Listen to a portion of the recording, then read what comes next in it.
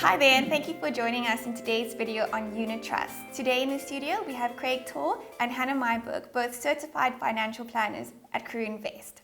Hannah, suppose I'm a novice investor and I've only just heard of a unit trust.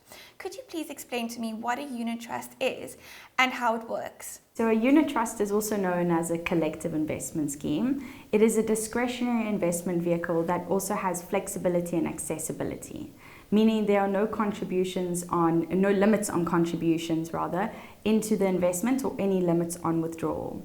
You may also choose your underlying investment strategy or fund selection, meaning you can invest in various asset types, meaning equity, bonds, property or cash. You can choose a selection of those for the investment. There's also no regional limit on the investment, so you can also invest the underlying assets 100% offshore. Craig, Hannah's mentioned that there aren't any restrictions when it comes to investing in a unit trust.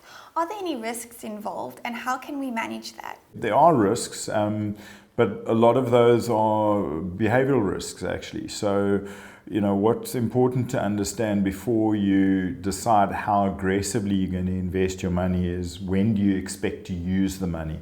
So if you have a very long-term horizon before you're going to use the money and you're only going to draw a little bit at a time, then you can afford to take on more investment risk than, for example, if you're planning on using the money in the sort of medium term or if you're going to be withdrawing the full amount from the unit trust in the medium term. So a lot of the risk is around understanding what your duration is. And then of course there are your typical risks that come with the various asset classes. So it's always a good idea to have a blend of asset classes because they behave differently during different market conditions. So if you have a combination of asset classes, you can limit the amount of volatility in the portfolio. Further risk is of trying to predict which theme is flavor of the month. So we've seen it happen numerous times where people bet everything on tech stocks, for example, and on pharma during the COVID pandemic, renewable energy.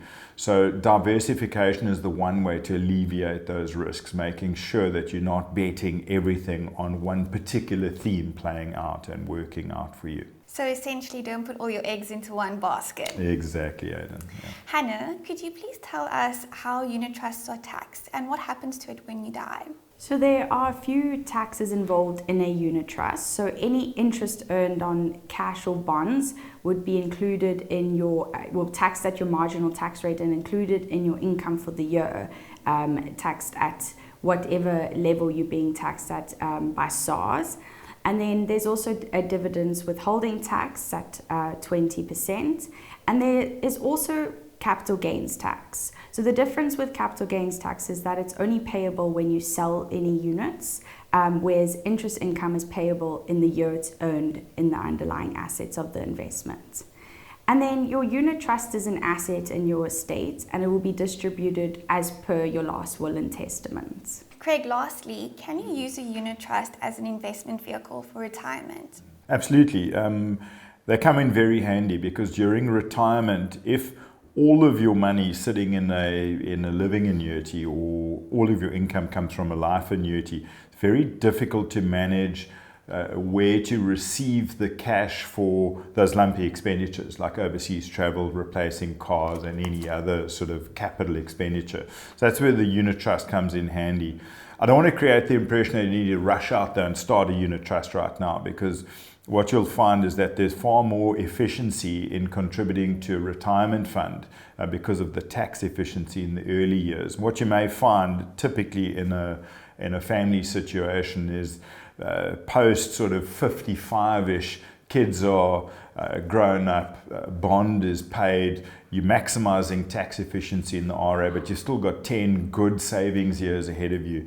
So we find that most clients then use those years to make sizable contributions to the unit trust. So it's not the type of thing that you need to rush out and start right now. Right now, and when I say right now, for younger people, there might be more efficiency in settling debt and maximizing tax efficiency first. Thanks, Craig. There really is a lot to consider when investing in a unit trust. Thank you, Craig and Hannah, for taking us through the basics.